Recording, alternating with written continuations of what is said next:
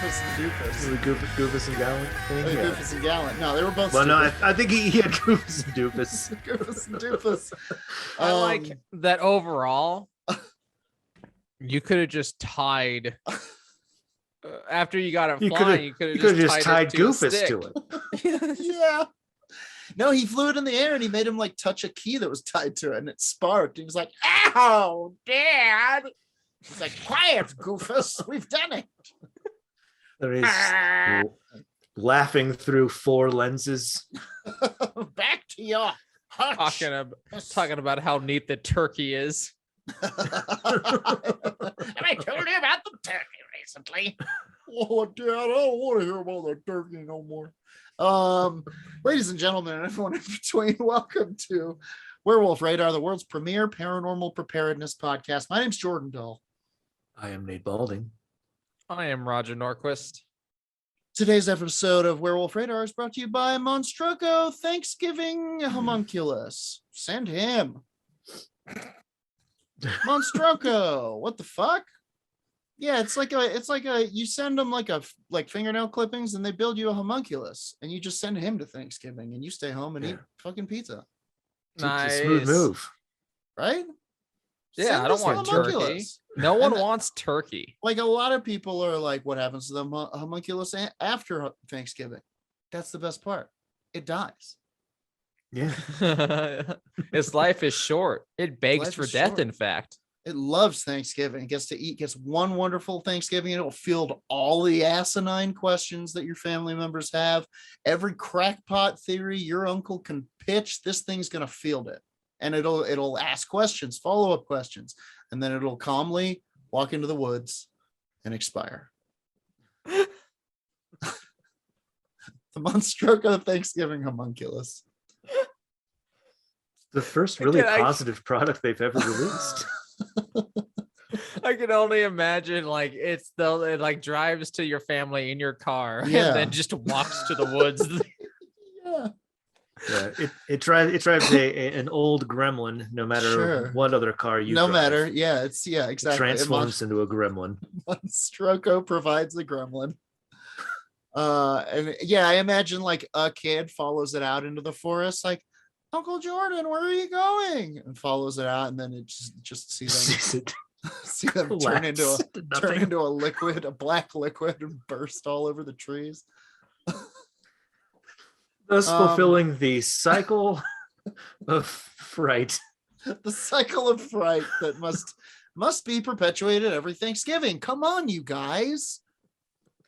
Is your Thanksgiving frightening enough?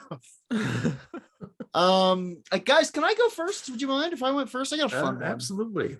I got a fun one to keep Thanksgiving fishy, if you will. Been thinking a lot about mermaids. You've got to be fucking kidding me. Are you doing a mermaid one? I know. I decided against it, but I had 5 different mermaid things open up until I decided to go with Thanksgiving. What is the deal? Mermaids are on the wind or something. It was, I was looking up mermaids late into the night. Very strange. I too found myself looking up mermaids, and I discovered a lot of really interesting mermaid facts. I discovered a lot of strange and interesting merfolk from around the world that we'll touch on.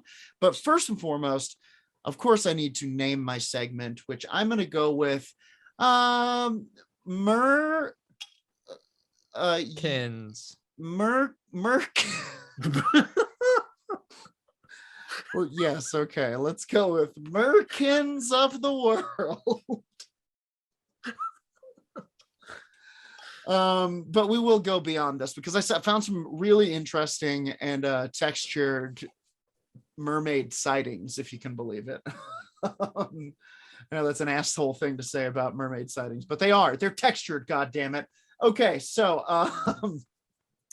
we're over here at the Wikipedia page, just kind of kicking around, looking at some interesting mermaid lore from Mesopotamia. And the first known mermaid stories come from Assyria, about 1000 BC. The goddess Atargatis, mother of the Assyrian queen Semiramis, loved a mortal shepherd. You know how these go. Unintentionally killed him. presumably in some sort of godly lovemaking session. To be fair, like that's gonna happen first contact with any two things. You know, there's gonna be a misunderstanding. I'm gonna misunderstand that like you die when I feed you beer. Like, I tried to kiss her, but her face was a battery. What do you think of when you think of Assyrian gods? Yeah, the battery-headed deity. Yeah, but something like that. In some sort of godly embrace, she fucking filled him with the power of the cosmos and vaporized him, I guess. And she jumped into the lake, ashamed, took on the form of a fish, but the waters would not conceal her divine beauty. Thereafter, she took on the form of a mermaid, human above the waist, fish below. Nice. Yeah. Although the earliest representations of Atargatis show her as a fish with a human head. That's just as sexy. It's kind of, remember that game, Seaman? Yeah, for Dreamcast. Yeah, it's a bit of a Seaman. The 1001 Nights collection includes several tales featuring quote unquote sea people. There are the Yulianar, the Seaborn, and her son, King Badr Basim of Persia. Unlike depictions of mermaids in other mythologies, these are atomically identical to land-bound humans, differing only in their ability to breathe and live underwater. They can and do interbreed with humans, and the children of such unions have the ability to live underwater. Like an Aquaman situation. Bit of an Aquaman, if you will. Go over to Great Britain and Ireland. We're getting a little bit of the more kind of typical mermaid. Mermaids appear in British folklore as unlucky omens. Boy, what a British thing. Every magical creature is like, oh no, it's the spotted wish pony. It's a bad sign, that. It's how I do believe Poland is like that as well. We're just like everything overall is equating to a bad omen for the crops or war. Sure. Well, cultures that get invaded every century or so, just everything is And once you get invaded from the sea, you never forget it, frankly. As you shouldn't. Good God, did I tell you guys about Cold Skin, by the way?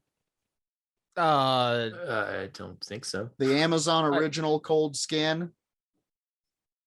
Hey, listen, if you saw The Shape of Water and you were like, it's good, but there needs to be more fish fucking in it. Yeah. Check out Cold Skin. I did. Yeah. That was the point. But Hollywood was too coward for the full vision of Guillermo del Toro. He wanted a full scene. Dude, he wanted penetration, and I'm here for it. His middle name is Hentai. His middle name is Penetration. Bad luck. Several variants of the Ballad of Sir Patrick Spens depict a mermaid speaking to the doomed ships, like, "Hey, you're gonna die. Okay, bye." In some versions, she tells them they will never see land again. In others, she claims they are near shore, which they are wise enough to know means the same thing. What? Mermaids can also be a sign of approaching rough weather. Okay, so they like run from the bad weather and such, you know? When you see a mermaid come ashore, you know weather's bad. Mermaids have often been just picturing like men and women, naked men and women leaping like dolphins. Sure. But with full bodies, you know, like not even with the fishtail. According to legend, mermaids have been described as being able to swim up rivers to freshwater lakes. In one story, the Laird of Laurenti went to aid a woman he thought was drowning in the lake near his house. A servant of his pulled him back, warning that it was a mermaid, and the mermaid screamed at them that she would have killed him if it were not for his servant. But mermaids could occasionally be more beneficent, teaching humans cures for certain diseases. Kind of like a Scooby-Doo villain there. Like, I would have killed you if it wasn't for your little meddling servant. Yeah. Mermen have been described as wilder and uglier than mermaids, with little interest in humans. Yeah, they got Merman Society to deal with. A bunch of locker room talks, I guess in this case. Writing mer laws. Yeah, To merman stuff. When Buying you get manscaped.com. When you get into Western Europe, a freshwater sorry. mermaid-like creature from European folklore is the Melusine. Have you ever heard of the Melusine? Yeah, I almost covered it today. A female spirit of freshwater in a holy well or river. She is usually depicted as a woman who is a serpent or fish from the waist down. She is also sometimes illustrated with wings, two tails, or both. I think, honestly, guys, I think this might not be a mermaid. I swear I'm a mermaid. There's a bunch of fairy myth to it. There's a really good story from France about Melusina, who's the daughter of a fairy and a man who ends up marrying into a human world, and then they find out that on Saturdays she becomes a mer lady, and then she flies away, and every time she appears above a certain spire, it means a duke's going to die. Wow. Nice. Wow. Pretty Duke cool. Killer. In China, merfolk are mentioned in the Shan Haijing, which is a classic of mountains and seas compilation of Chinese geography and mythology, or as I call it, geography, apparently. The Jiaoren, or shark people, are mentioned in the Bowuzi as weeping tears that become pearls. Okay. All right. Very calcified. Yeah, so if you can find one of these shark people and kind of put them in a seat and just like poke them, just torture these shark people for monetary means. Look and listen.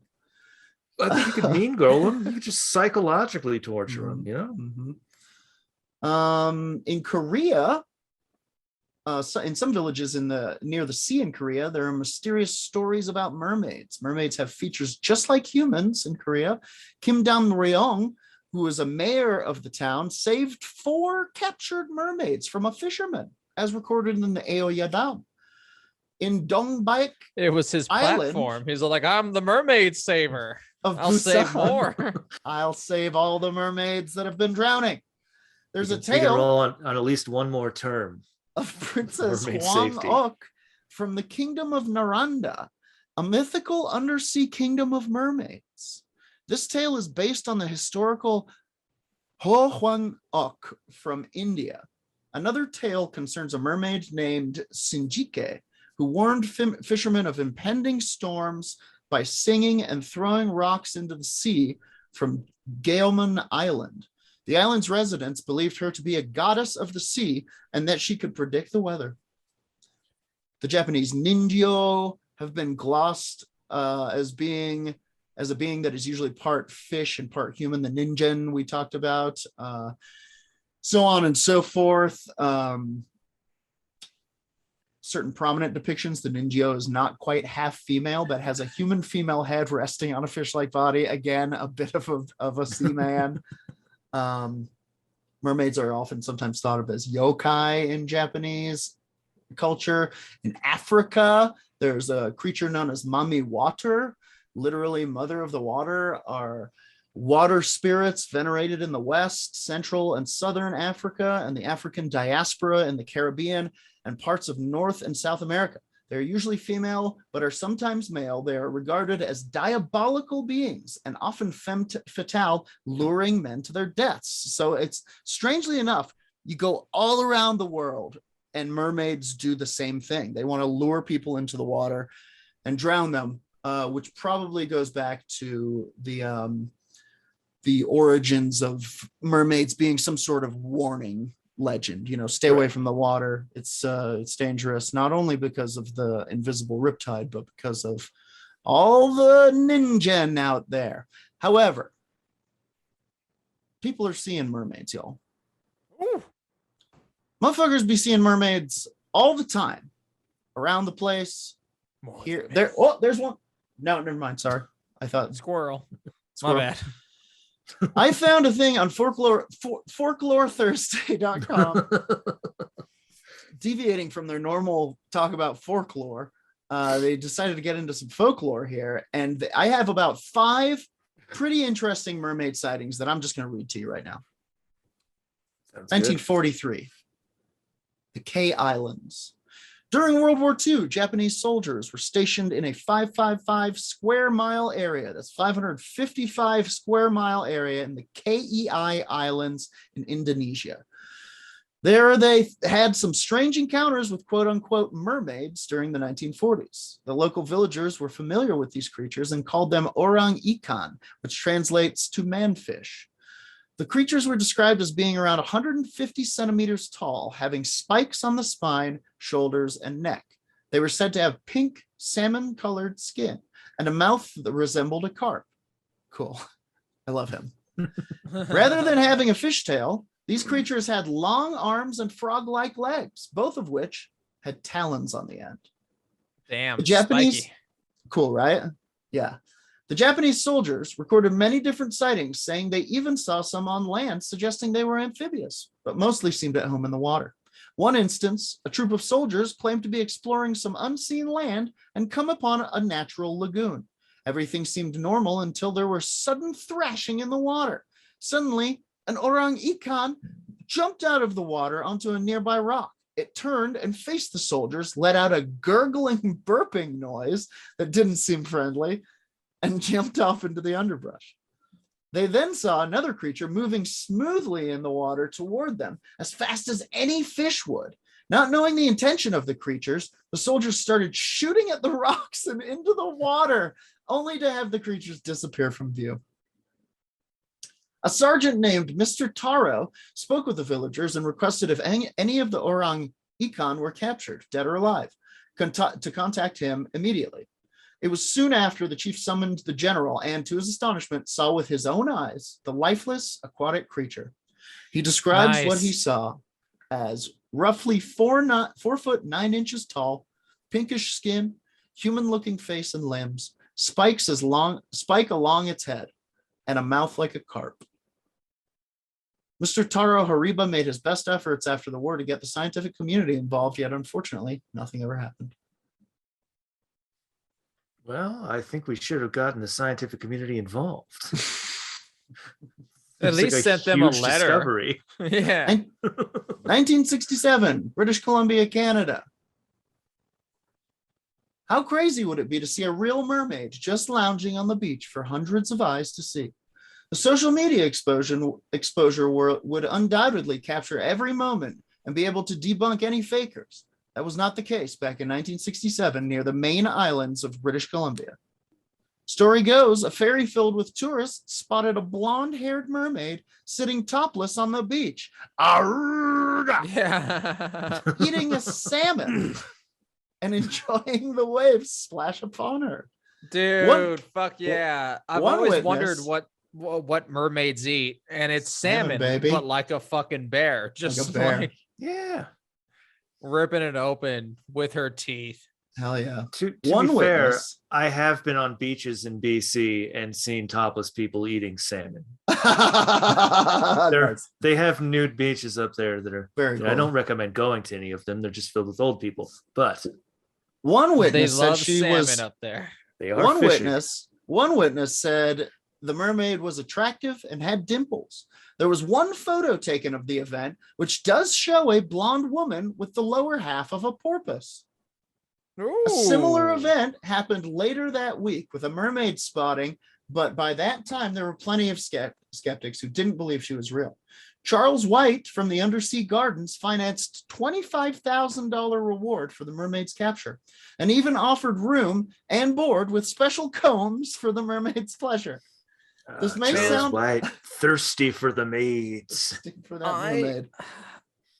Here's the thing about it. Fish have a different what is it? Circulatory system than mammals. Mm-hmm. So how's that put together? You know, the half mammal top or Very- half mammal, half fish. Very carefully. Well, see, this is interesting. They said that she had the porpoise bottom. Usually That's when you what think of a made me mermaid, think it's a about it. fish. Be like, this That is is true. mammal finally. Well, because that's mammal on mammal. Mammal on This- mammal mermaid. This Hot mammal action on can mammal occur. action. Very true. Moving on. 1998, Kailua Kona.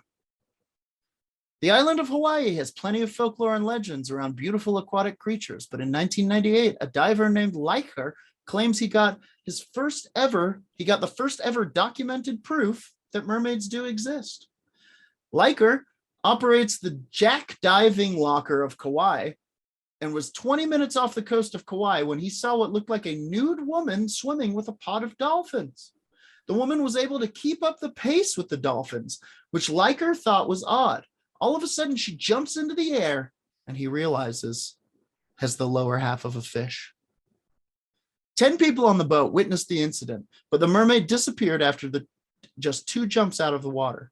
You may think this is the end of the story, but an hour later, as Leicher was photographing some underwater life, that same mermaid brushed up against him while swimming and turned back around just in time for him to snap a few pictures, he says.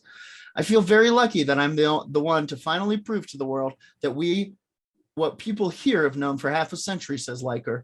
The Kauai Point mermaid is real. And then when you need click, to drop these photos in the Discord. well, I'll tell you right now, when you click the link to the few pictures, the link is broken. So all right.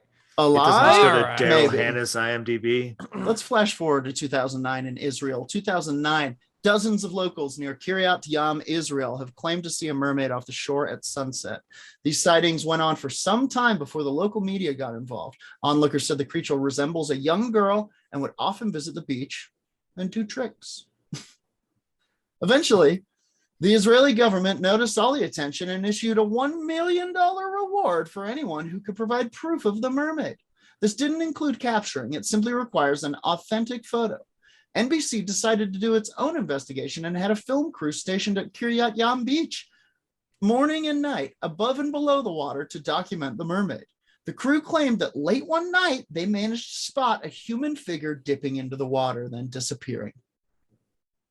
The research crew did their best to pursue the mermaid, but were unable to trace its location. The footage was transferred to the Coastal Oceans Research in Los Angeles to see if it could be authenticated. Michael Schacht, the center's director, said that although it was impossible to unequivocally determine the figure in the footage, it still remains a viable option. Just means it could be, but can't be proven.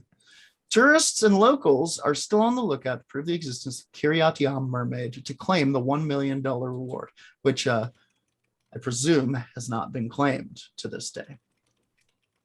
I just posted that Israeli mermaid video on our Discord.